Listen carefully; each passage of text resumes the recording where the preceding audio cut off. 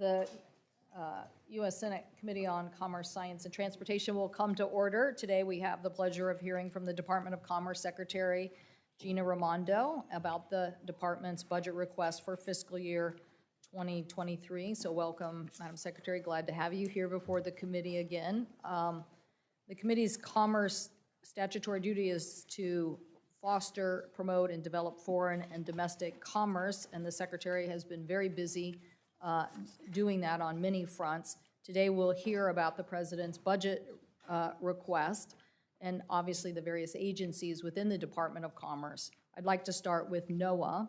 I see that you are seeking an increase of about 17% from current funding. The agency's National Oceanic and Atmospheric Administration has never been more important to families facing the climate burdens and extreme storms, weather, flooding, and drought. So we look forward to NOAA's efforts to help ensure and sustain fisheries in the United States and to invest in innovation that will build strong and resilient coastal communities, something I'm sure you know a lot about as former governor of a coastal state. So we look forward to your work and thoughts on how we make continued investment.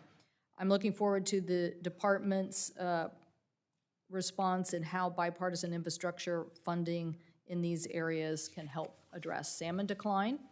And I look forward to hearing any updates from you on the Office of Space and Commerce that resides within NOAA. Our colleagues here are very interested in that. I think Senator Wicker and I sent a letter to you on that issue.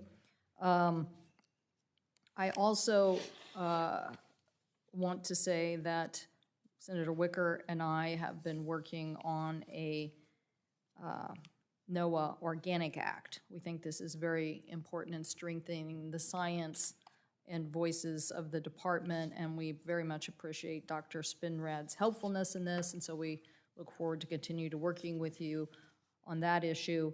Secretary Raimondo also oversees the National Telecommunications and Information Administration, obviously also seeking an increase. These funds will help NTIA to continue their work on spectrum management, broadband, cybersecurity, and privacy. Also, another very important aspect of what our government is facing at this time, cybersecurity and the impacts of what we saw from Colonial Pipeline makes this investment very necessary. As our airwaves get more crowded and spectrum becomes scarcer, it's critical that NTIA ensure the process of sharing federal spectrum goes smoothly, and that includes working with various federal agencies like NASA and NOAA and FAA, along with the commercial interests. And obviously, broadband funding and equity, I'm sure will be an issue that comes up at today's hearing, given the bipartisan infrastructure investment and how we continue to move forward on deployment.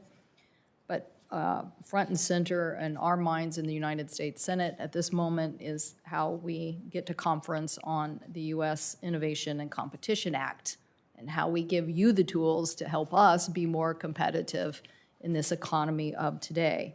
Obviously, this committee did good work more than a year ago to help give the department the ability to respond to and prevent and respond to supply chain problems and crises and competition.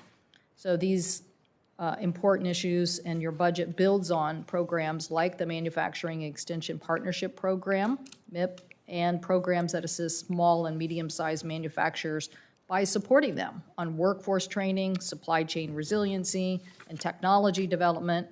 And these issues, again, I'm glad to see the President's budget request in this area. Obviously, the agency, if the U.S. Innovation Competition Act would pass, would receive $52 billion in funding to help us with this chip supply chain shortage and issues. So we'll look forward to asking you questions about that and our competitiveness in this area. We had a hearing before we left for the recess with many of the manufacturers of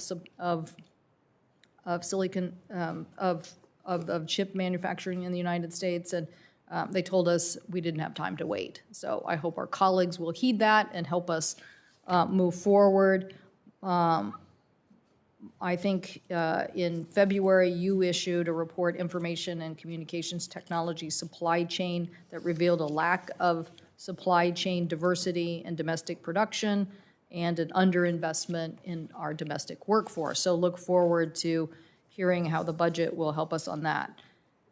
So the current state of challenges facing us are many. We look forward to hearing your comments on that, and I'll turn it over to my colleague, Senator Wicker, for his opening statement.